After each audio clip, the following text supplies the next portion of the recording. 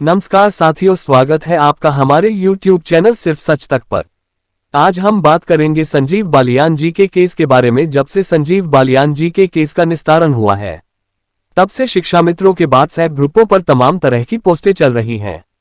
हर कोई अपने अपने हिसाब से ऑर्डर का अर्थ निकाल रहा है, तो अधिकांश ने तो इस याचिका को खारिज ही मान लिया है, जबकि हमने इस ऑर्डर को सही तरीके से पढ़ा और अपने विद्वान साथियों से इस आदेश पर चर्चा की। मैं तभी समझ लिया था कि इस आदेश में माननीय सर्वोच्च न्यायालय ने याचिकाकर्ता को बहुत कुछ दे दिया है।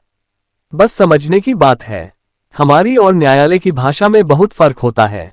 अधिकांश साथी कह रहे हैं कि माननीय सर्वोच्च न्यायालय ने बहस का ऑर्डर में जिक्र नहीं किया है। अरे भाई, जब बहस का ऑर्डर में जिक्र कर दिया जाता तो आप ऑर्डर लेकर सरकार के पास जाते। कुल मिलाकर आदेश को सही ढंग से पढ़े और परेशान न हो। गूगल से ऑर्डर ट्रांसलेट करेंगे तो अर्थ का अनर्थ हो जाएगा। थोड़ा और धैर्य रखें। आपकी रिट पर माननीय सर्वोच्च न्यायालय ने कोई टिप्पणी नहीं की है और बिना टिप्पणी किए सिर्फ डिस्पोज किया है। अधिकांश साथी वही पुराना घिटा पिटा सवाल भी कर रहे हैं कि आखिर वही हुआ है जो हमारे साथ अभी तक होता आया है। इस तरह के सवाल तो कर रहे हैं, पर इस केस से संबंधित ऑर्डर को किसी ने सही से समझने की कोशिश नहीं की।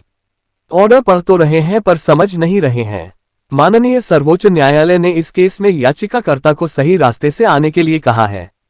केस को खारिज नहीं किया है। आप विचार करें कि आप बैंक में पैसे निकालने गए और उस काउंटर पर पासबुक चलती है, तो आप ही बताएं कि उस काउंटर पर पैसे निकल सकते हैं? नहीं न, बल्कि उस काउंटर पर बैठे कर्मचारी द्वारा आपको यही उत्तर मिलेगा कि इस काउंटर पर यह काम नहीं होता है, आप सही जगह पर जाइए। यही कार्य माननीय सर्वोच्च न्यायालय ने संजीव बालियान जी की याचिका में किया है। न्यायालय ने स्पष्ट कहा है कि हम आपके केस को बिना टिप्पणी किए हुए डिस्पोज करते हैं और याचिकाकर्ता को यहां पावर भी दी है कि वह नियमों कानूनों के दायरे में रहकर सही तरीके से पुनः न्यायालय में जा सकते हैं।